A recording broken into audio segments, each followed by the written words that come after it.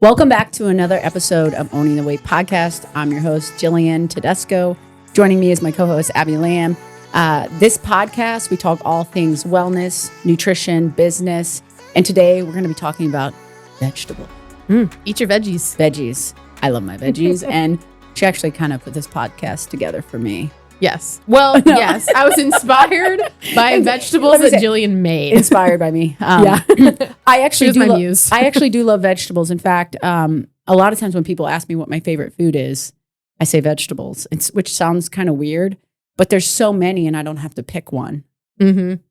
Well, I think I've heard you say too, like one of your goals is just for people to genuinely enjoy eating vegetables. Everybody would be so much healthier. Yeah. And you could still eat all the fun stuff, but people just don't eat vegetables, which provide us with so many nutrients and vitamins and minerals, and we just don't eat enough of them. And a variety of them. Mm-hmm. Eat the rainbow, you know? Yeah.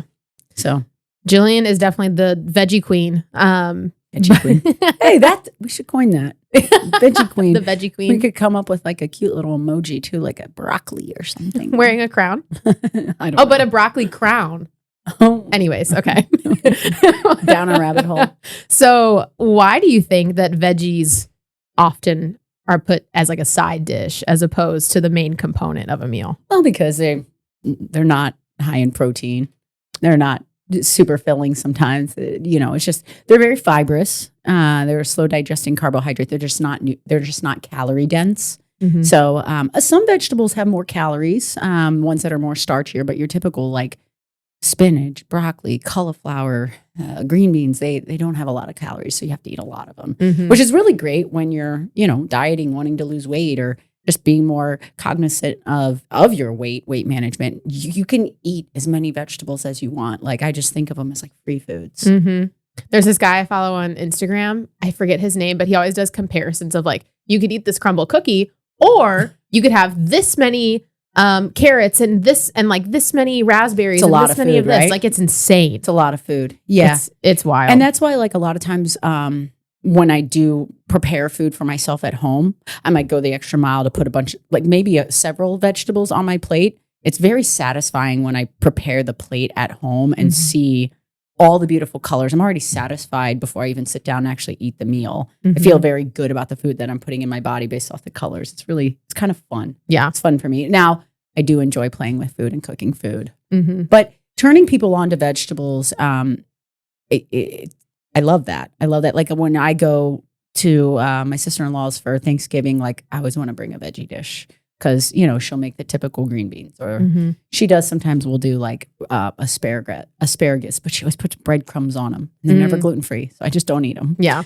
She never shaves them. No. She never shaves her asparagus. Guys, if you want to really enjoy your asparagus, the best way to prep an asparagus is you can just naturally break it, and you can kind of see where that asparagus needs to be clipped. Then line all the tips of your asparagus up with the tops, and cut with your knife through that. And then all the asparagus will be the exact same length. Then if you want to go the extra mile, this typically works better with like a moderate sized or a fatter asparagus. Shave it with a peeler, like the last inch, and you shave all that like chewy, grassy, green stuff off, and you'll see these white tips. That's how you get it. Like if you go to like a steakhouse, sometimes they'll do that. I learned that when I was working at the country club for my internship. But the asparagus look so good, and like we first would blanch them, so we just quickly soften them in like a just like water with a little bit of salt, and then they come out and they go right into a saute pan with either butter or olive oil, and that's it. So you've got this perfectly cooked through asparagus. Then you hit it in the skillet, just give it a little singe, and finish it with the oil or the butter, and that's it. So there's a lot of process right there just to serve that vegetable, but we think like, oh, they taste like shit. Well, because we don't cook them properly, right? And you go to a restaurant, you're like, oh, this tastes so good. Well, there's several steps I just listed out that can go into just one vegetable just to make the experience so much better. Yeah, and I like doing that for people when I'm serving vegetables. So I already have my answer because it's the veggie dish that inspired this podcast episode. But what's one veggie dish that you think you could totally change someone's mind about vegetables? Oh, well, the first thing that came to my mind was the way when I prepared broccoli for Sydney. And she's like, I've never had broccoli like this before in my life. Literally, what I did was I blanched it first. So you get your water to a light boil with salt. You season the water really well, almost like salt water. When you put the broccoli in, it cooks the broccoli evenly throughout. You take it out of the blanch water and then you saute it. Got to get all the water off of it. So let it drain for a little bit and saute it in your olive oil. And then you could serve it. You can put like a finishing salt on it or a fresh cracked black pepper, but like that's it, basic. The fact that the vegetable is cooked properly is going to make it that much more enjoyable. Another fun way, quick way for you moms out there listening to cook broccoli. Oh, this is the best. The best hack. It's such a cheater hack, and I feel like non-chefy giving it to you because it's a microwave. It's very easy. So you take a bowl and you cut your florets up, and depending on how full your bowl is, say you do a serving for 4 people for broccoli, you're going to put about a tablespoon of water in your bowl and go ahead and put the butter, like a tablespoon of butter in there, whether it's on the broccoli, in the bowl, it doesn't matter. It's just going to melt. Cover your bowl with press and seal. Okay. It creates this like vacuum. And so when you put it in, I typically feel like 3 minutes to 3 minutes and 30 seconds is like the perfect cook time.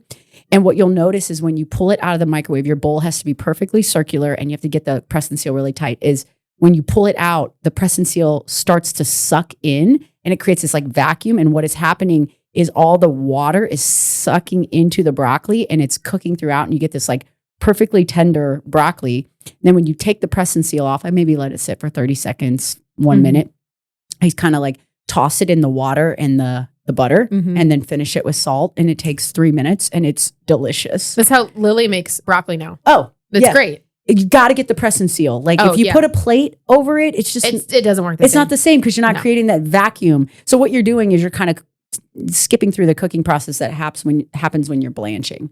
So there's always that, then like roasting certain vegetables. Like when you roast a vegetable, any of your like squashes, broccoli, cauliflower, onions, and you get them on a pan and you just with olive oil, they're going to caramelize in the oven. And that is like that slow, the sugars will actually start to kind of crystallize. And that's when you get that contrasting flavor on your vegetables. That is what I love and why I love vegetables so much. And when you get an array of different colors and different textures and different flavors, I mean, you go from a bell pepper to a cauliflower to a carrot. It's so different in what it offers. And the fastest way is just olive oil, salt, and pepper. And that's it.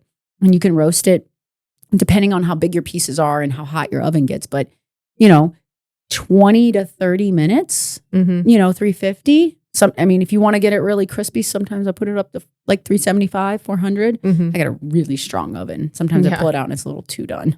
But, and you also you won't yield as much. So your veggies will just shrink because all the water evaporates. So tell the people about the veggie dish that you made that day at your house. So when I think I was just typing it up. I was trying to remember all the vegetables that I did. So I always think about presentation, colors, textures.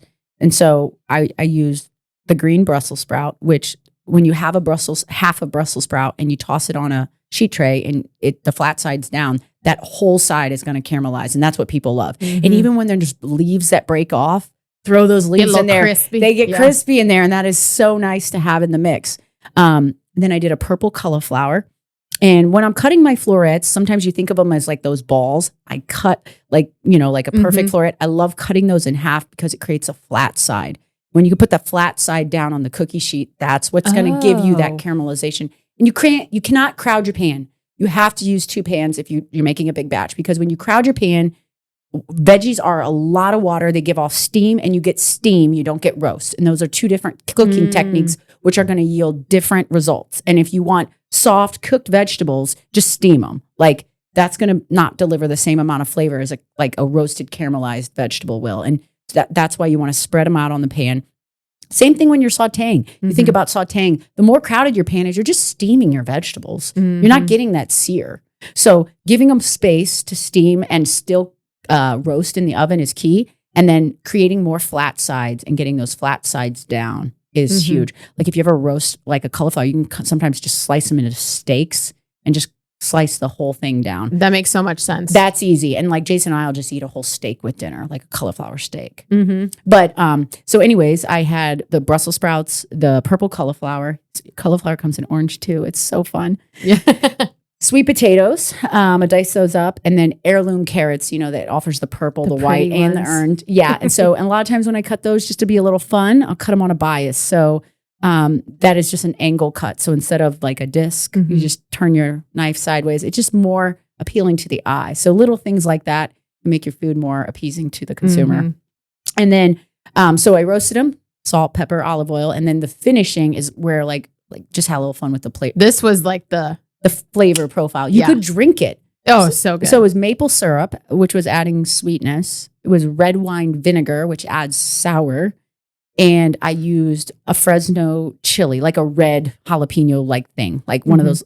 You could really use any type of pepper. I went more for the red one, and I just kind of sliced it and roasted it with the vegetables. And it's going to add that like kick of spice. You can either omit the seeds or leave the seeds in. If you're going to be feeding kids, I would take the seeds out. Because if you leave the seeds in, it's way more spicy. Okay. Way more spicy. And then fresh lemon zest, and it's just that brightness. That's like, boom, you've got maple syrup, bright lemon, sour pungent vinegar, and then that spice of chili and all those flavors layered with all that caramelization. You guys gobbled that up. Yeah, this is why she's the veggie queen. You guys gobbled that up. It was so good. Yes. I make that one actually frequently. I'll probably take that to Thanksgiving. That's a good one. It's a good one. Yes. Yeah. So how do you make a balanced meal whenever veggies are the focus? Because, you have obviously vegetarians, you have people that opt for more vegetables. Oh, so okay. like, how do you, speaking to those people?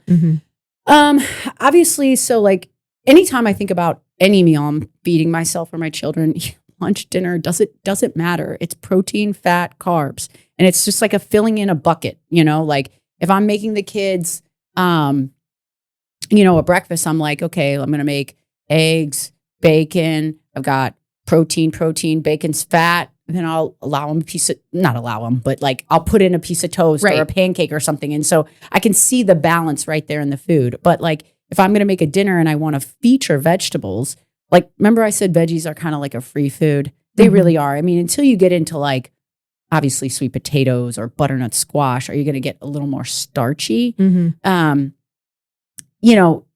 was going to serve butternut, I'd probably still just work it in as a vegetable. I don't, unless you're on a weight loss journey and you're tracking everything, would I be concerned about tracking my butternut as a starch? Like, it's just a small portion of it. It's probably mixed with something else. But it's just making sure I have a protein and healthy fat, because your veggies are going to be your carbohydrate. And the more carbs you have, so say you do want to have this dish right here. Actually, I had sweet potatoes in here too. I have written down heirloom carrots, sweet potatoes, purple cauliflower, Brussels sprouts. I kind of bumped over that one. So that does have a starch in there. So this would be the starch and the vegetable in one. Does that make sense? And then I would just serve it with like chicken, steak, fish, something like that. That's how I would build it. So I could see that all those vegetables are going to add up to be some carbohydrate, a little bit of starch, and then I would just serve it with a protein. Did that answer your question? Yeah. Or like, what are some besides like the typical fish, beef, chicken? Like, what are some other forms of protein that people? Yeah, if you don't eat a lot of meat, I mean, eggs, Greek yogurt, lentils, beans, tofu, are all options. I'm not a huge fan of like the fake meats, the match meats. Yeah. Personally, myself, I just think they're just too many ingredients we don't need. I would just rather eat the beans or the tofu or the lentils. That's just me personally. And eggs and dairy, are going to offer that. And then, but like making an omelet, like something like that. I followed a pescatarian diet for 11 years. Did you know? I don't think I knew that. I don't know. Maybe not. I just actually started like really eating meat about 4 years ago. Wow. Yeah. Yep. So it's funny. I did it to learn more just about nutrition. And honestly, I was trying to increase the amount of vegetables I was eating. It was right after culinary school. And I was just making a big lifestyle change. And I had like gotten a little unhealthy with my eating and going through culinary school. I was eating late at night, trying all the food. And I put on a little bit of weight. And I'm like, I just need to eat vegetables. That's literally what I told myself. And so I never saw myself going vegan or vegetarian. So I was like, I'll eat fish too. And I just gave meat. I'd never been a big red meat eater. And I just started the diet. And I was learning a lot, which was fun. And I didn't miss the chicken. I didn't miss the turkey. And I was loving eating all the fish and vegetables. And it was just working. And I felt so great. And I think I started feeling really good because I started eating so many vegetables. Yeah. And a couple of years ago, I just started eating meat again. Yeah. But I still eat a ton of vegetables. Probably not as much as I used to, though, because it was more like the main focus on my plate. Right. But and I probably cook a little less now because I'm busy with children at night. Yeah. Speaking of kids, so I don't want to say we struggle with having our kids eating vegetables because like some vegetables they love, like broccoli. It's great in my house. Other vegetables, not so much. Like Brussels sprouts, they won't even touch. Yeah, but I mean, that's most kids. Like I know, but like as a parent, like how can we make veggies more appealing for our kids without hiding them? Because that's the other thing too. Yeah. Like a lot of people hide them in like sauces and like things like that, which is totally cool. Yeah, I think you just serve them to them. And if you sit down as a meal, you make sure there's something that they like. Like I feel like I make broccoli and green beans and cauliflower constantly and salads for my family. Like they'll eat those things. But like I try to encourage like Vinny or Sal, I forget who was, tried a bell pepper the other day. And I was just so ecstatic they tried it. They were like, I don't like it. I was like, okay, cool. I'm really proud of you for trying it. Like, you know, and maybe they'll try something else and try something else. And it's just like exposing it to them. So I think it's important that we continue to eat it and offer it. I think there's a study that's done that you have to like offer kids vegetables 15 to 30 times before they'll actually even try it. Wow. That's a lot, right? That is a lot. That's a lot. That could take months. But with giving you having the opportunity to actually serve that vegetable after you've been denied and then try again and try again. Like I want my kids to eat celery. Like I just want to, because then I can make chicken noodle soup. Like they don't want to eat it because there's carrots and onions and celery and it's too much. Or like chili. Like, oh yeah. You know, like some kids will just eat that stuff. Other kids are like, no, I'm not doing that. So it's just you gotta keep trying and keep trying and keep trying. And I'm always like, one bite, just give it a try, you know, and sometimes they do. And a lot of times they don't. So I will say for us, like in our home, if we put it on their plate, I try to get them to eat it just plain by itself. And if they won't, I'm like, well, okay, what if do you want like a sauce with it? Do you want to try to like dip it in a sauce? Like if it's ranch, because I make my ranch at home. Do you put sour cream in yours? No, I do mayo. You just do mayo base. You don't ever put any sour cream in your ranch? No. Oh, wow. Okay. I don't know. That's just the way my grandma taught me. I don't know. Okay. Yeah. Okay. But how do you make it? Well, we were playing around with a ranch for Fit Flavors the other day, and it was like half mayo. Well, it was a mayonnaise base, which we make our own mayonnaise, and then it had sour cream in it, and it gave it that like tang. Oh, no, I use buttermilk. Okay. Yeah. It was either buttermilk or sour cream. Yeah. Gotcha. Buttermilk family over here. Yeah. Okay. There's a part of me, I'm like, can I just use Greek yogurt? Bring some of your ranch over. I want to try it. Oh, do you have some? Yeah. I want some. Okay. I'll bring it tomorrow. Especially if it's grandma's recipe. Yeah. It's grandma's recipe. My Mimi. That's awesome. Yeah. I love that. She taught me her ranch recipe. She calls them little pizzas. They're like these like rye crackers and you put like cheese and like sausage on them. She calls them little pizzas. Yeah. And then her vegetable soup, which is very funny. We're talking about veggies today. Yeah. So what's in that? I haven't made it in a long time. Has it got noodles or rice or anything? No noodles. It's strictly vegetables. Oh. A big part of it's like white beans. There's corn in it. Okay. There's carrots in it. Is it edamame? Is it have a milk base or is it no? stock? It's like a stock tomato-y kind of base. Oh man, I want to try this. It's really good. It's like comfort for me. Abby, I don't feel good. Can you make me some? I'm sick. I'm sick.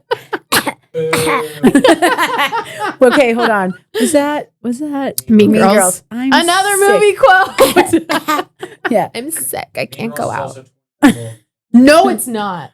What? Mean Girls is 20 years old. Well, the new one came out. There's a new one coming out. It came out.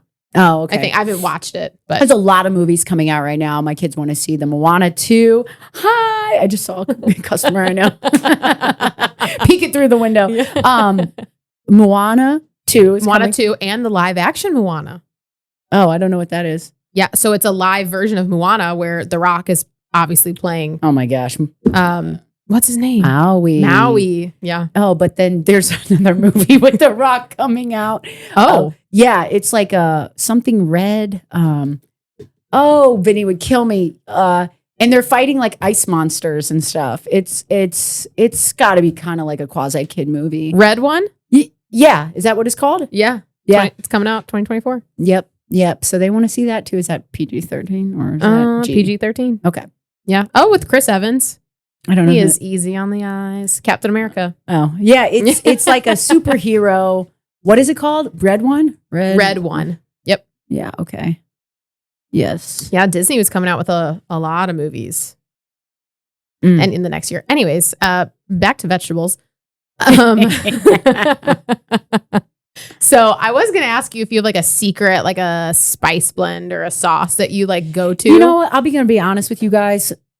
I keep it simple all the time and I let the veggies do work. I'm a chef, so I believe in proper cooking techniques. When you can cook food the right way, you don't need all that stuff. Right. You cut the vegetables, knife cuts. It starts with knife cuts. Like when you cut a vegetable correctly, you ever, like I look at my husband who makes his salad and I look at it and I'm like, what the hell did you just do? Like he puts mutilated it. It's like his carrots are like, he'll take a whole carrot and just cut it up and put it in the salad. And I'm like, well, there's shredded carrots already in the salad. There's or in the fridge. There's so much easier to eat. Like I have a mandolin. I slice like his cucumber and his radish with. I always make such a beautiful salad. And like I feel when your salad has like nice knife cuts, it's easier to consume and it's more enjoyable and it's easier to eat. And so if I cut the vegetables beautifully and pretty, that's step one. Then cook them properly. Like, right. Whether you're going to use, a lot of people use the air fryer now. I actually I can't believe it took me 10 years. Fit Flavors breaded chicken in the air fryer the other night. Life changing. What the heck? Dude, it's so crispy. Oh it's so my good. gosh. Like you got to try that, Murph. It's, I made that and I served it with, just like baked potatoes. It was awesome. It was awesome. Vinny gobbled it up and a side of ranch. Dude, whenever we had the sweet and tangy chicken, we had like the sauce that was very similar to Chick-fil-A. Yes. And just without all the nasty oils. But yeah, I would put that chicken whenever I was at home into the air fryer and then dip it in the sauce. Great dinner for the family. I bought the bulk, just put 4 breasts in, air fried it for 15 minutes, and then we all had baked fried chicken. I was wondering why that was on the counter. Oh yeah, I brought it up. I brought it up from my basement. Yeah. I bought the air fryer when we were remodeling my kitchen, and we lived in the basement for like 9 months with the kitchen. So hold on, you were asking me, like what's my tip? It's honestly good quality olive oil. I say we Fit Flavors and Jillian import olive oil from Greece. Good quality. Extra virgin, first press cold olive oil. It is very good. And then just salt and pepper. And that's typically my go-to. And then, occasionally if I'm feeling fancy, I might throw some like fresh thyme on it. Or I love like an herb marinade. So just taking olive oil, put it in the food processor with some garlic, shallot, basil, parsley, chive, thyme, whatever, any of them that you want to pair up, blend it, and then toss your veggies in that. It's like an herb marinade and then roast them. I do that a lot when I grill. So you have like this grilled herb marinated veggie if I'm grilling like red onion, zucchini. Make some skewers out of it. Yeah, and I'm or like corn. I'll serve that up in the summer. And it just feels elevated because people don't do that with veggies typically. And I'm always like thinking, how many colors can I get? Can I get 4 different colors? Because it's going to just go wow on the plate. So sometimes like with corn too, like you can leave it in the husk or you can leave the husks. And just things to do that are fun. Give people an experience when they're eating their vegetables. That's what it is. That's a great way to describe I try to eating vegetables that you've made. It is an experience. There you go. Yeah, that's a great way to put it. It makes it fun. Yeah, and I probably do more of an adult vegetable than kid vegetables. Like, Yeah. I mean, like I'll get some funky stuff. They have a cool little butternut squash right now at the store. It's actually not butternut squash. It's really small. It's like the size of your hand. It's called. Oh, it's like a baby squash. It's so It's a cute. baby squash. It's so cute. It's called. It's just a baby. It's called butternut. No, it's let me look it up. What is the mini butternut squash? It's something close to that, but I cooked it the other day and it was very, very sweet. Mini butternut squash. Honey nut squash. There you go. That's it. Yep. It was a little sweeter. It was it's cute. Yeah, so is it like kind of like a sweet potato and a butternut? no, it's very different texture, similar, but different texture than a sweet potato Mm-hmm. for sure. You got Before I to asked you this you got to question. season your vegetables though. Don't be afraid to put some Oh. salt on it. Yeah. I'm a big component of adding finishing salt too, like a flaky salt. A lot of times I'll obviously I season my food, I cook it, and then before I serve it, I'll finish it with seasoning salt that is textured like a flake salt, and that just gives you a crunch when you're eating your vegetables. Mm-hmm. So that's really nice too. A little touch. I remember what I was going to say. Earlier you said something about like using the mandolin for Mhm. cucumbers for Jason's Yeah. salads. I don't know if this is on like within your algorithm or on your Instagram reels that pop up, but there's this guy named Logan who's like totally gone viral on TikTok and Instagram for making different like flavored cucumber salads. Nice. And Does he do the crisscross cut when he does them and it turns it into no, like a literally slinky? just does a mandolin Oh, okay. and like a cucumber salad like that. Have And you ever it's seen Asian inspired? Have you ever seen the cucumber that they cut on a bias? Then you flip it over, you cut it the other bias. Oh, and then it Turns into that like yes. it looks like almost like DNA or something. Yes. and that's Dude, kind of funky. It's so cool. It's so cool. But he had one recipe and it made me think of you. It's like lox. So we put like cream cheese, green onions, salmon, capers, olive oil, dill. Yeah, yes. All that. Like he puts in like this little plastic thing, Red and just onions? shakes it and then just eats it out. They look so good. Wow. Yeah. That's cool. Great with cucumbers is just like some sesame oil, sesame seeds, Yes. soy Soy sauce, sauce. and maybe a touch of honey. Yes. Like, That's what I made. That was a cucumber salad that he made it on his. And I was like, I'll try that. sesame oil Oh, it was is so so good on a cucumber. Oh, it was delicious. Mm-hmm. He does, I will say, he does put MSG Oh, wow. on his cucumber salads. Wow. I'm not an MSG girl, Yeah. but you know, teach their own. Me neither. Yeah. But okay, last question. If you could only cook with 3 vegetables for a week, Okay. what would they be? Think keeping my family in mind, broccoli. Yep. Yeah, definitely broccoli, probably red onion. Okay. For me, and you can do a lot with that. And then cook with. You said cook with. Mm-hmm. Probably garlic. Oh. You're thinking of like I'm thinking of like cooking No, I would more so mean like as a side, yes. Like garlic. Okay, garlic is like let's say you have like a toolbox an of, like, aromatic given things. with my aromatics and my herbs. Broccoli, cauliflower, and red onion. Broccoli, cauliflower, and red onion. Yeah. Have you guys? Wait, why broccoli and cauliflower? They're so similar. My kids love them, and Okay. and I love them. They're awesome. So I'm gonna look up the actual name of the green. I forget the name of this all the time. So there's a green cauliflower, broccoli cauliflower has a physical attributes of white cauliflower, but the curd color is lime green. And they're This- very pretty. This it looks very different than the purple and the orange cauliflower. Please do not be scared to try this vegetable. This is probably It almost looks more spiky. yes, it does. Yeah. It has points to it. It is, and you know what's really interesting? What the best part of it is? The stalk. If you- oh my gosh! If you roast this and you eat the stalk, it is like so tender and so mild flavored, and it's just amazing. It's my favorite part of the vegetable. I probably, when I'm roasting, I always want this to have this. My kids eat this as well. Mhm.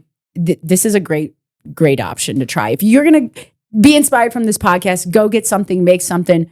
Go buy this like broccoli cauliflower mutant.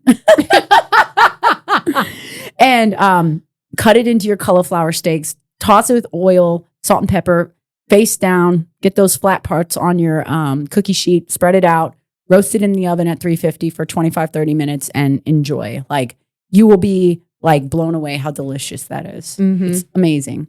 Awesome. There you go. Well, we hope you guys gathered some good tips to introduce more vegetables into your diet. If you ever have any questions about cooking some vegetables, shoot us a DM on Instagram. And we'll forward it to Jillian here. Or you can send it to Jillian. Her handle is at Jillian Tedesco. And Fit Flavors is at fit_flavors_STL. And we'll catch you next time.